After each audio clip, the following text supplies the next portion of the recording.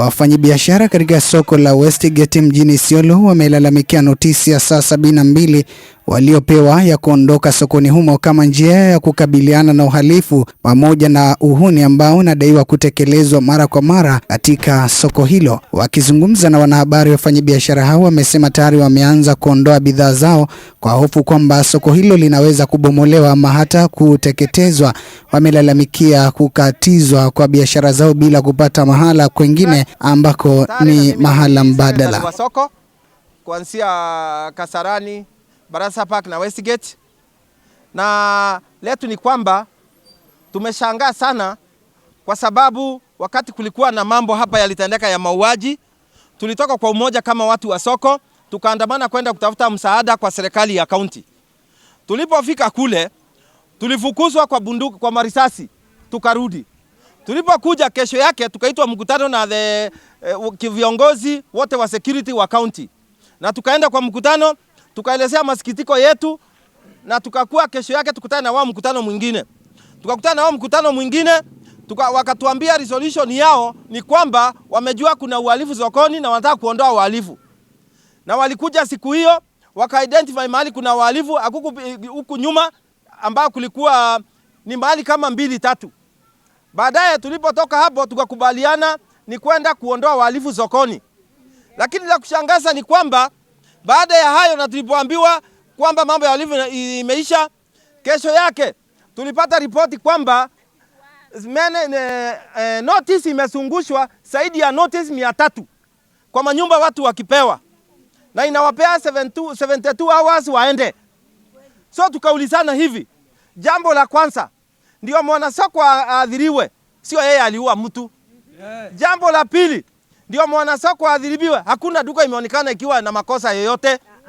Ndio mwanasoko aadhiriwe. Notice yetu inasema soko ikijaa, ambayo ilikuwa jana miaka 3, ikijaa tunahamishwa peacefully, serikali inafanya projects zingine kwa hii area. Hivyo ndio ilikuwa. Lakini la kushangaza ni kwamba ilikuwa soko ivunjwe yote, lakini tulipojua tulianza kupiga kelele na tukaitwa mkutano ya watu wote, soko nzima ilikuja. Tukaambiwa His Excellency the Governor Guyo amesema watu wasiguzwe, wasiharibiwe vitu vyao, mipango inaendelea ya kuleta amani sokoni. Na tukakaa tumetosheka. Tulipoenda tukalala, asubuhi kwenda makanisani, ikifika mwendo wa saa 6 tumesikia another meeting imewekwa na wakubwa ya kwamba soko usiku inavunjwa yote. Na message ikaanza kila mahali. Watu wale walikuwa kwa hiyo mikutano, wale wamepewa kazi wakatupea ripoti kwamba soko inavunjwa. Tulipoendea viongozi wetu hatukuwapata, tukangangana hatukuwapata. Ndio tukaambia watu wetu watoe vitu yao kwa sababu tuliona itamalizwa. Ikifika masaa ya usiku ndio tuliweza kupata wengine, tukapata mmoja wetu akapata kama municipality manager, akamwambia yeye hiyo ni kazi iko na county commissioner. Tulipojaribu kufikia huko hatukupata, tukapata CS akasema yeye hakuruhusu soko ivunjwe. So swali yetu ile tunauliza, ni nani aliruhusu soko ivunjwe? Na aliporuhusu watu 300 zaidi wavunjiwe soko, alisema wataenda wapi? Kwa hivyo tunataka kujua. Na jambo lingine, kwa sababu kuna mtu signature yake iko kwa hiyo notice na anasema hakusema kuvunjwe. Tunataka kujua, tunataka kuona barua notice nyingine ikirevoke hiyo ambayo iliandikwa. Na hiyo ndio hakikisho yetu kwamba tuko na usalama. Kama sio hivyo mjue hatuna usalama. Tunataka haki yetu. Na ndio sababu wananchi wameimba kwa lugha moja, haki yetu, haki yetu, haki yetu. Asanteni.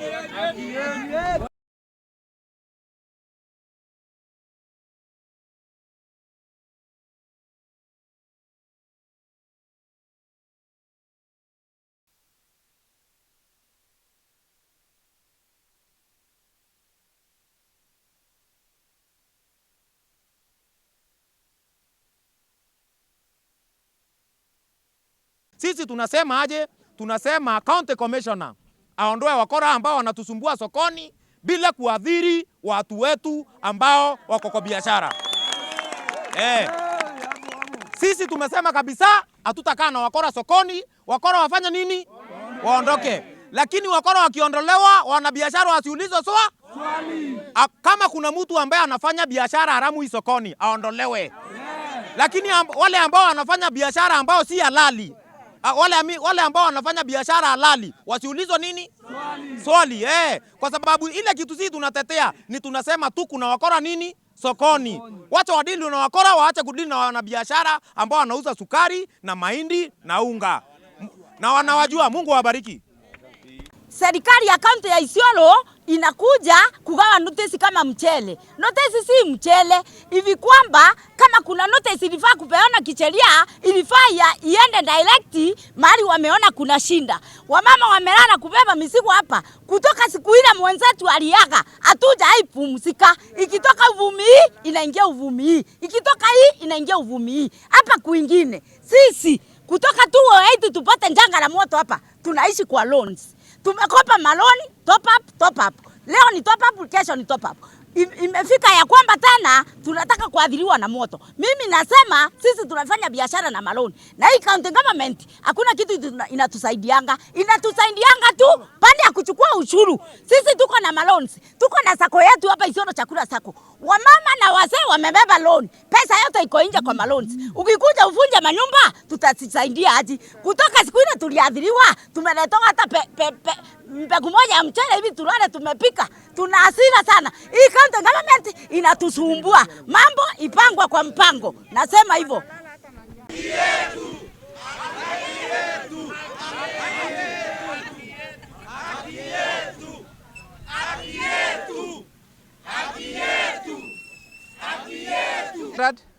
Mtari na mimi ni secretary wa soko kuanzia Kasarani, Barasa Park na Westgate. Na letu ni kwamba tumeshangaa sana kwa sababu wakati kulikuwa na mambo hapa yalitendeka ya mauaji, tulitoka kwa umoja kama watu wa soko, tukaandamana kwenda kutafuta msaada kwa serikali ya kaunti.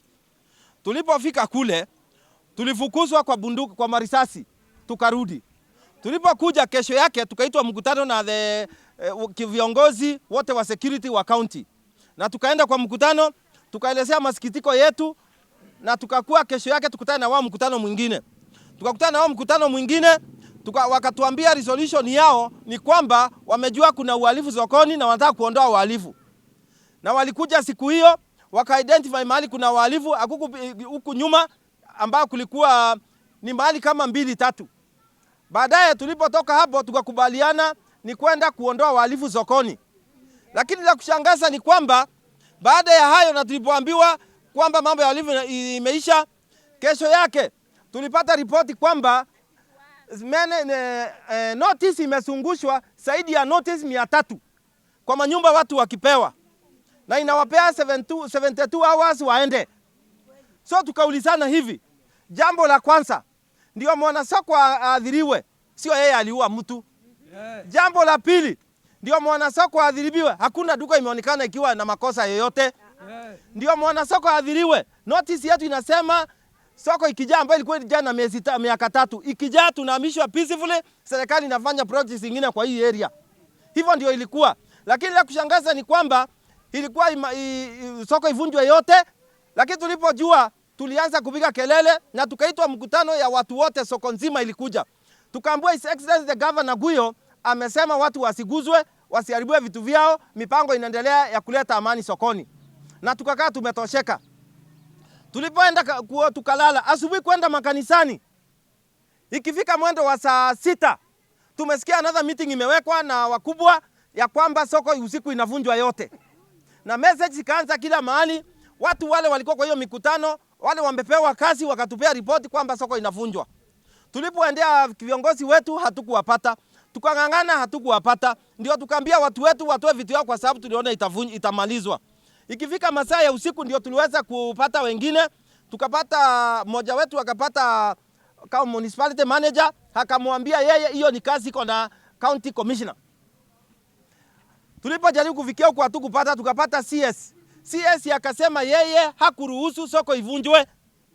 So swali yetu ile tunauliza, ni nani aliruhusu soko ivunjwe? Na aliporuhusu watu 300 zaidi wavunjiwe soko, alisema wataenda wapi? Kwa hivyo tunataka kujua. Na jambo lingine, kwa sababu kuna mtu signature yake iko kwa hiyo notice, na anasema hakusema kuvunjwe. tunataka kujua, tunataka kuona barua notice ingine ikirevoke hiyo ambayo iliandikwa. Na hiyo ndio hakikisho yetu kwamba tuko na usalama. Kama sio hivyo, mjue hatuna usalama. Tunataka haki yetu. Na ndio sababu wananchi wameimba kwa lugha moja, haki yetu, haki yetu, haki yetu. Asanteni. Wafanyabiashara hao wametaka serikali ya kaunti ya Isiolo kusikiliza kilio chao na kutafuta suluhu ya kudumu badala ya kuwafurusha wafanyabiashara hao. Wamemlaumu meneja wa manispaa wa Isiolo Osman Halake wakidai ameshindwa kuwashirikisha ipasavyo kabla ya kutoa notisi hiyo. Sisi tunasema aje? Tunasema county commissioner aondoe wakora ambao wanatusumbua sokoni bila kuadhiri watu wetu ambao wako kwa biashara. Sisi tumesema kabisa hatutakaa na wakora sokoni. Wakora wafanya nini? Waondoke. Lakini wakora wakiondolewa, wanabiashara wasiulizwe swali. Kama kuna mtu ambaye anafanya biashara haramu hii sokoni, aondolewe. Lakini wale ambao wanafanya biashara ambao si halali, wale ambao wanafanya biashara halali wasiulizwe nini? Swali. Kwa sababu ile kitu sisi tunatetea ni tunasema tu kuna wakora nini? Sokoni. Wacha wadili na wakora, waache kudili na wanabiashara ambao wanauza sukari na mahindi na unga. Na wanawajua. Mungu awabariki. Serikali ya kaunti ya Isiolo inakuja kugawa notice kama mchele. Notice si mchele.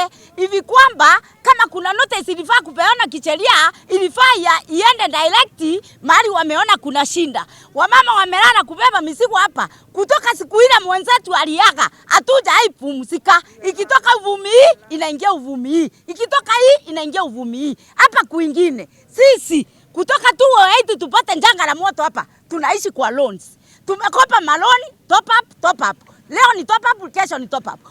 Imefika ya kwamba tena tunataka kuadhiriwa na moto. Mimi nasema sisi tunafanya biashara na maloni. Na hii county government hakuna kitu inatusaidianga. Inatusaidianga tu pande ya kuchukua ushuru. Sisi tuko na maloni. Tuko na sako yetu hapa Isiolo chakula sako. Wamama na wazee wamebeba loan. Pesa yote iko nje kwa maloni. Ukikuja ufunje manyumba, tutasaidia aje. Kutoka siku ile tuliadhiriwa, tumeletoa hata mbegu moja ya mchele hivi tulale tumepika. Tuna hasira sana. Hii county government inatusumbua. Mambo ipangwa kwa mpango. Nasema hivyo.